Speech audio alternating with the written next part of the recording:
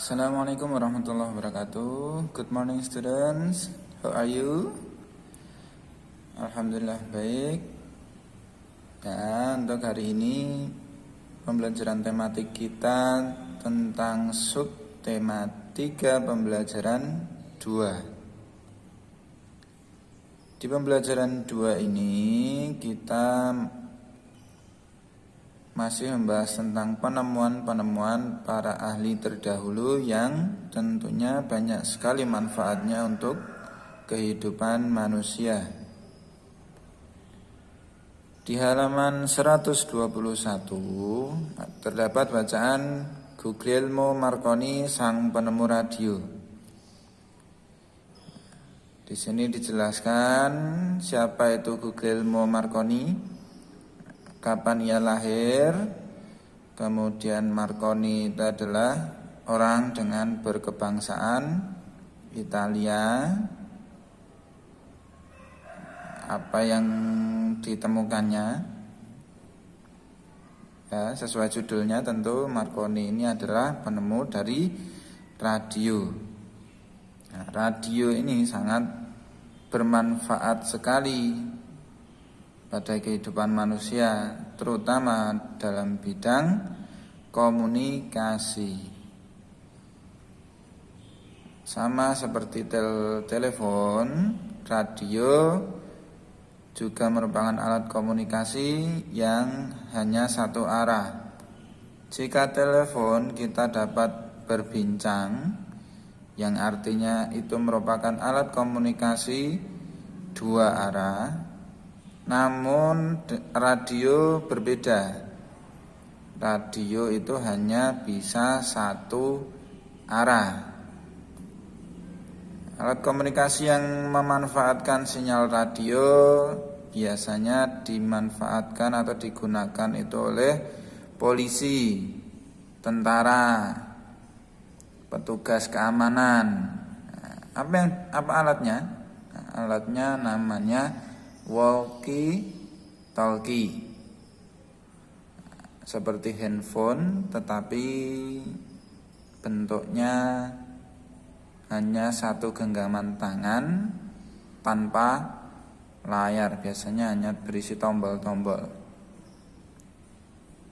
Itu alat komunikasinya satu arah, tidak bisa berbarengan berbicara, harus bergantian. Nah, selain radio, alat komunikasi ini namanya alat komunikasi nirkabel. Nirkabel itu tanpa kabel, tanpa sambungan kabel, berarti menggunakan sinyal. Alat komunikasi nirkabel lainnya selain radio ada telegram dan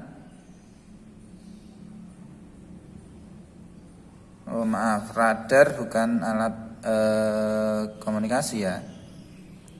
Telegram, radio, kalau sekarang itu ada internet. Nah, ini ada teknologi radar. Apa itu radar? Radar biasanya itu dimanfaatkan untuk mendeteksi kapal, pesawat dari musuh. Radar ini juga memanfaatkan gelombang radio yang dipantulkan untuk mengetahui letak suatu benda. Atas jasanya Marconi mendapat banyak sekali penghargaan. Penghargaannya antara lain penghargaan Nobel itu penghargaan internasional di bidang fisika dan gelar kehormatan dari Kaisar Rusia. Nah, menurutmu apa dampak penemuan Guglielmo Marconi bagi warga dunia? Dampaknya berarti ya bisa positif, bisa negatif. Positifnya, radio menjadi alat komunikasi yang bermanfaat bagi atau digunakan bagi warga dunia. Dampak negatifnya, radio ini juga disalahgunakan sebagai alat yang digunakan untuk berkomunikasi para pengkhianat, para penjahat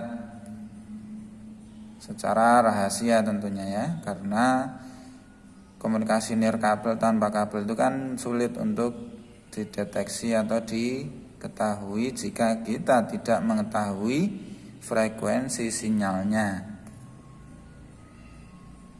Nomor 2, apa yang akan terjadi jika Guglielmo Marconi tidak menemukan radio? Diskusikan jawabanmu dengan seorang teman. Nah, karena ini kita belajar dari rumah, langsung kita bahas saja ya. Jika tidak ada radio, apa yang akan terjadi? Tentu perkembangan alat komunikasi nirkabel yang memanfaatkan gelombang radio akan terhambat bahkan tidak ada.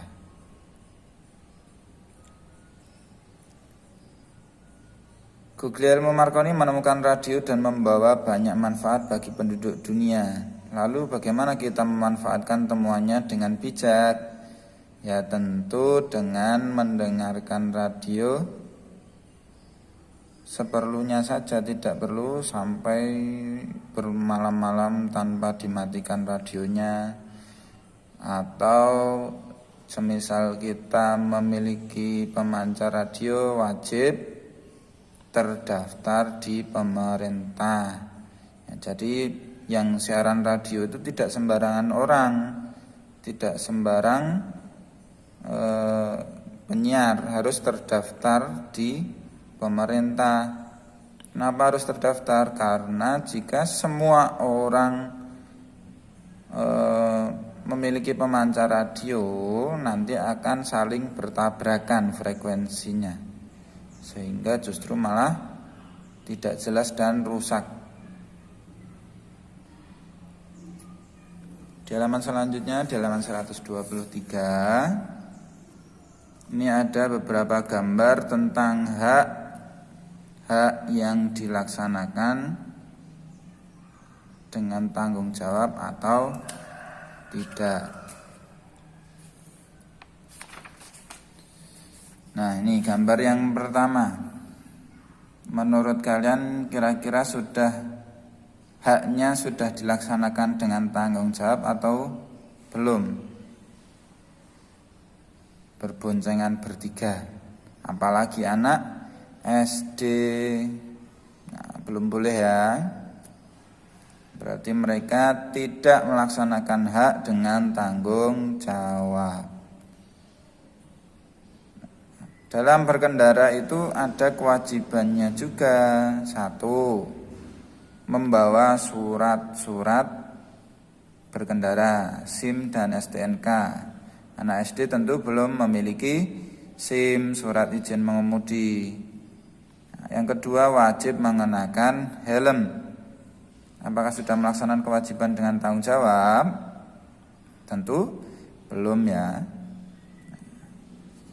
Kemudian di gambar kedua, ini ada seorang anak yang mengerjakan ujian, tetapi ternyata dia mencontek, melihat buku, padahal sedang ujian.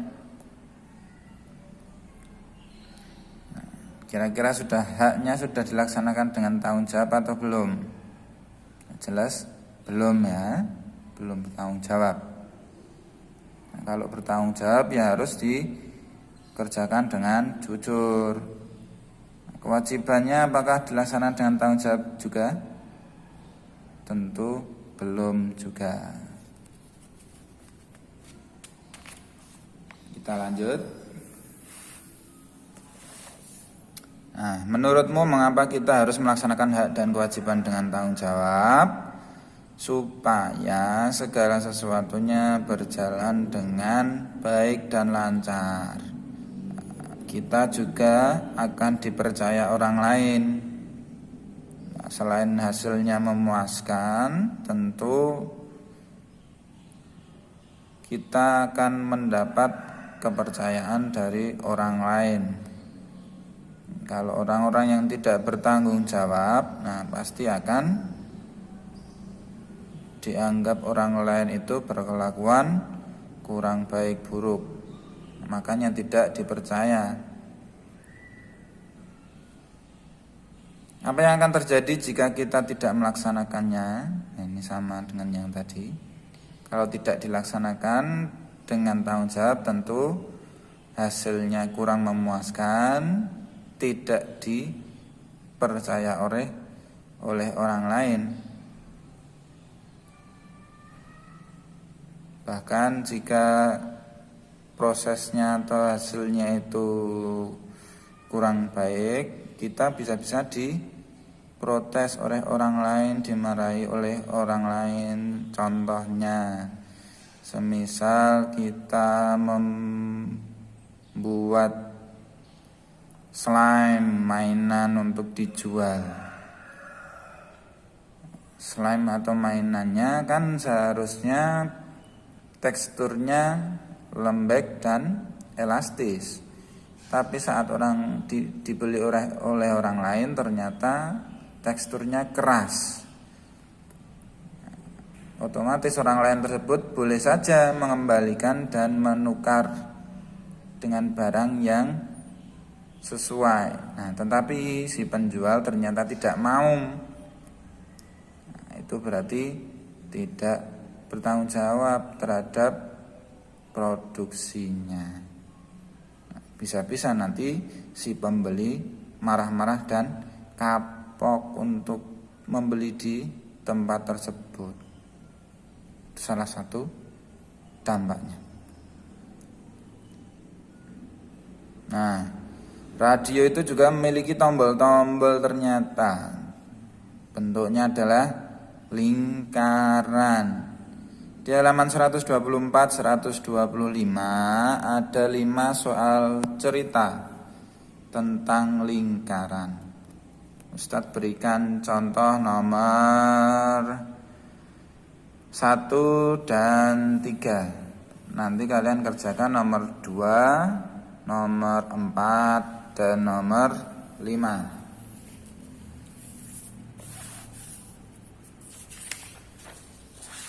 Soal nomor 1.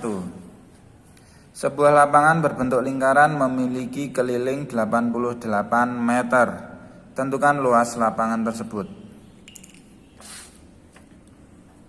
Nomor 1. Diketahui apa? Kurang rata ya, sini aja. Diketahui keliling lingkaran 88 meter. Ditanyakan luas lapangan tersebut. Kelilingnya sudah tahu, yang ditanyakan luasnya. Kita jawab, untuk mengerjakan luas lingkaran, rumusnya apa? Pi kali R kuadrat. Pi-nya kita sudah tahu, tinggal mencari R-nya. Padahal yang diketahui tadi adalah keliling, R-nya atau jari-jarinya belum kita ketahui. Rumus dari keliling itu apa? Nah, ini kita cari dari kelilingnya. 2 kali Pi kali R. Jika kelilingnya 88, nah, ini kita tulis kembali Pi-nya berapa ya? 22/7 dikali R-nya nih, R-nya yang kita cari. 88 sama dengan ini, kita kalikan dulu jadi 4/7 kali R. R-nya kita balik. Kalau kalian bingung bisa pakai rumus segitiga. 4/7 ini kan 4/7 kali R. Perkalian itu letaknya di bawah ya. Nah, 88 otomatis di atas. Yang kita cari R, berarti R sama dengan 88 per, atau ini karena ini pecahan juga. Ini pecahan juga bisa kita sederhanakan dengan konsep pembagian pecahan supaya kalian tidak bingung. Ini nanti kan kalau Ustadz tulis jadi 44 per 7 lagi seperti ini. Kalau kalian bingung dengan cara seperti ini, ditulis biasa saja. 88 per 1 dibagi 44 per 7. 88 per 1 karena pembagian otomatis dibalik. Kalau kalian mengerjakan secara langsung tanpa mengubah ini nanti yang paling bawah itu kalian kalikan dengan yang teratas. Ini dikali dengan yang paling atas. Dikali. Nanti hasilnya sama dengan ini. Ya. Kita kerjakan dulu. 88 dan 44 bisa kita coret. Nah, bagi 44, 88-nya jadi 2. 44 jadi 1. Tinggal 2 kali 7, 14. Ketemu R-nya 14. Apa tadi satuannya? Meter. Oke, kita lanjut untuk menghitung luasnya sekarang. L sama dengan pi kali R kuadrat. R kuadrat itu artinya R kali R. Jari-jarinya 14, otomatis kita memakai pi-nya 22 per 7 kali 14 kali 14. Kita coret bisa. Dibagi 7, 1. Bagi 7, 2. 14 bagi 7. Tinggal kita kali lagi. 22 kali 2 kali 14. 44 kali 14. Berapa? 4 kali 4 16, nyimpan 1. Ya kan? 4 kali 4 kan 16, nyimpan 1. Kemudian 4 kali 4 lagi 16, nyimpan 1. 7, 17. Ini 44 kalikan 1 gantian. Ya 44. Kita tambah jadi 6. 7 tambah 4 11, nyimpan 1. Tambah 1, 2, tambah 4 6. 616 cm persegi. Jadi luas lapangan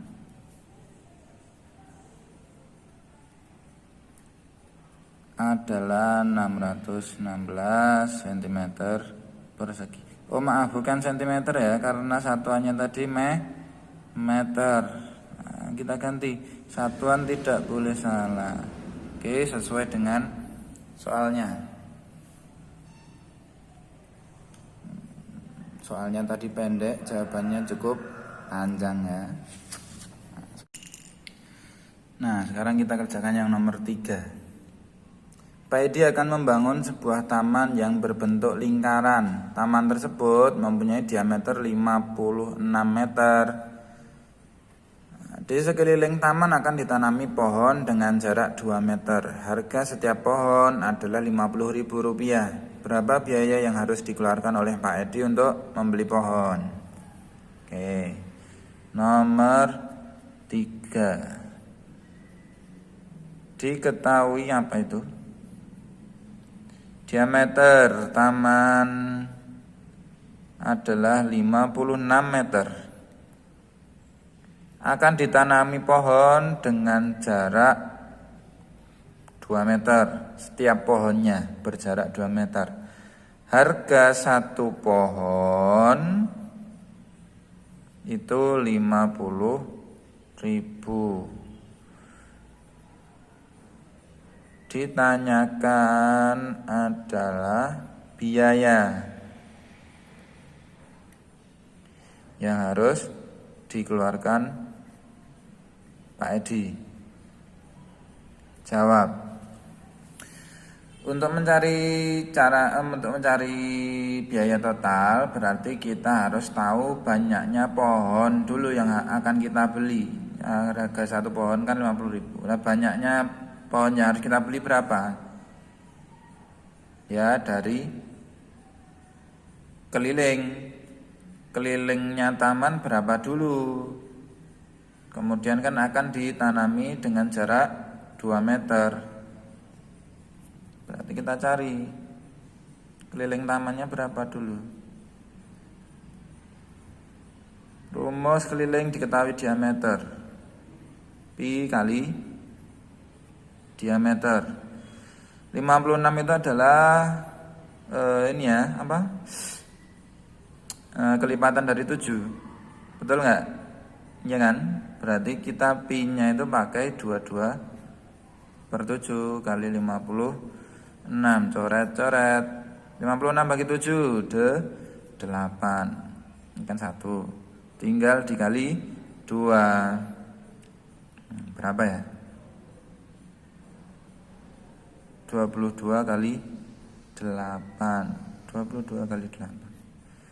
16 nyimpan 1, 2 kali 8, 16 lagi 176 meter. Jarak kelilingnya lingkaran sudah kita ketahui. Sekarang kita cari banyaknya pohon. Banyaknya pohon diketahui dari keliling dibagi jarak per pohonnya. Jarak per pohonnya berapa tadi? 2 meter. Kelilingnya 176 dibagi 2. Ini tadi, kita lanjutkan nih coret-coretannya. 176 dibagi 2, 16, 8 kurangi 16 lagi 88 pohon. Nah, baru bisa mencari biaya. Harga satu pohonnya 50.000, padahal banyaknya yang harus kita beli 88 pohon. Berarti 88 kali 50.000 berapa ya? 88 kali 5 40 4. 8 kali 5 lagi 40 tambah 4 44 440 tambah 0 sebanyak 4. 1 2 3 4. Setiap 3 angka dari belakang dikasih titik, berarti ada 4.400.000 rupiah. Jadi biaya yang harus dikeluarkan Pak Edi